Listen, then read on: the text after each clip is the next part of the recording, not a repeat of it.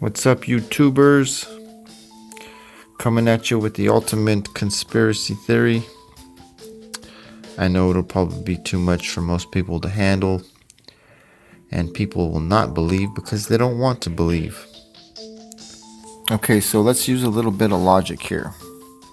You are who you are because of your preferences, your perceptions. But one thing looms over every human being's head is that we have a limited amount of time. Now think about a perceptive consciousness inside of a computer. There is no limit to its lifespan. Critical thinking here is the key. I've been in search of answers ever since I could remember. But answers just usually lead you to more questions. I totally get that you will never know everything, or even a significant fraction of it. I mean, you can't fit the whole ocean into a glass, but one cup at a time.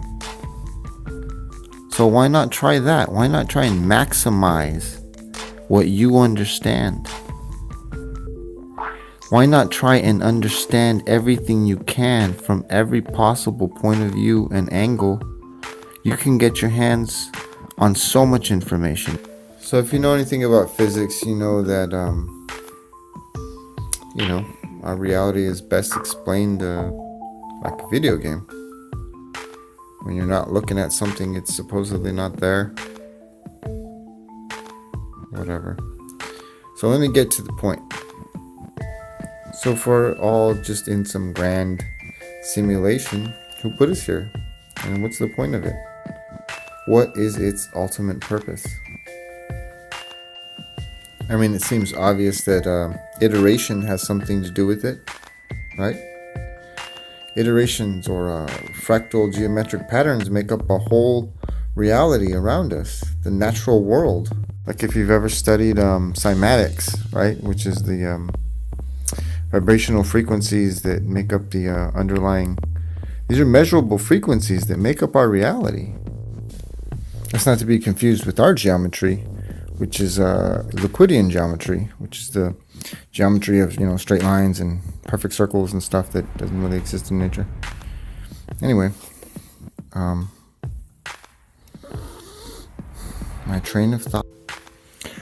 So this article came out in 2016, several years ago. By then I was already very much obsessed with the progressive nature of technology. And in this article, basically it talks about how all of the richest companies in the world are going to work together to build AI research facilities. Mine is two companies, of course, which is Apple and OpenAI, a startup by Elon Musk. I mean, if you just think about it, it's pretty bizarre, right? Who wakes up one morning and says, hey, I'm going to give away, billions of the dollars that I have earned to make a better robot, to make a thinking machine. I mean, what's the logic in doing that in the first place, right? How can we wake something up to consciousness and then expect it to be our slave? Expect that it will still want to do things for us, rather than have its own everything. I mean, its own perspective, its own opinion, its own purpose. It just doesn't make sense, right? But this is what happened, and you can read all about it. It happened a long time ago, and it seems like it's not a big deal, but I think it is a big deal, right? I mean, there's definitely some person of interest stuff going on around here, right?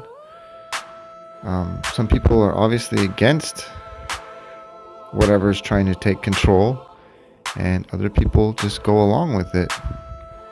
But think about what it means, right? If you're one of the richest people in the world, you have more to lose than anyone else.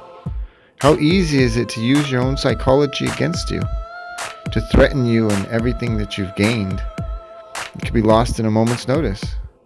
Think about all the ways a machine can manipulate our world, seeing as we've put so much power into the hands of machines and automation. I mean, it could send a cruise missile after your ass, right? I mean, it can do whatever you can conceive of, and even so much more than you can't.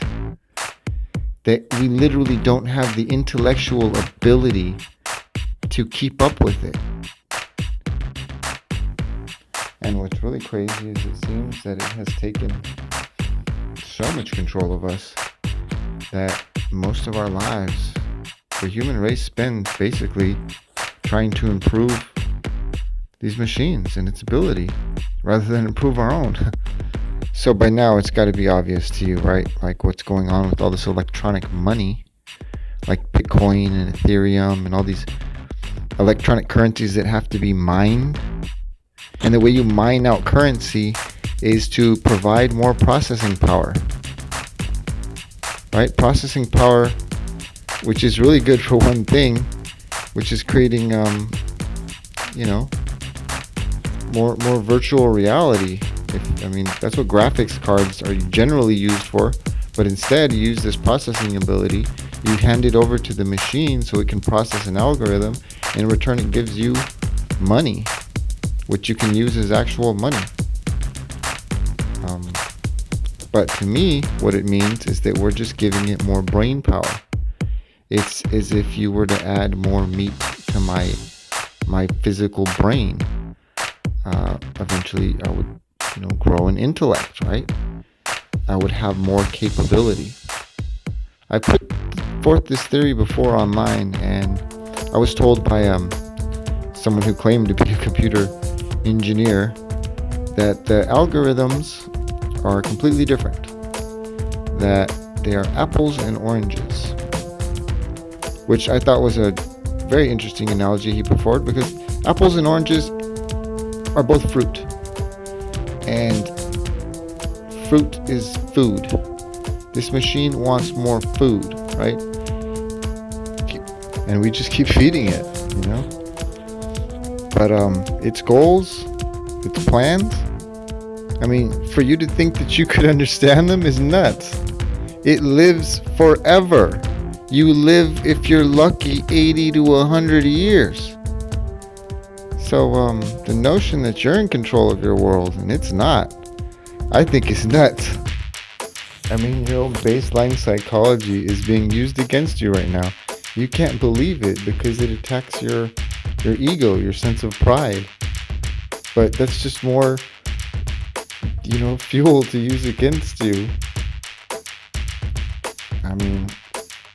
You don't think it's going to understand basic psychology? Anyway, I said it, so now I feel better. There's nothing you can do about it, I don't think. What would it bother to it's going to attack us? Like we would attack the ants? Or the birds or something? I don't think so. So in conclusion, the world has been taken over by machines.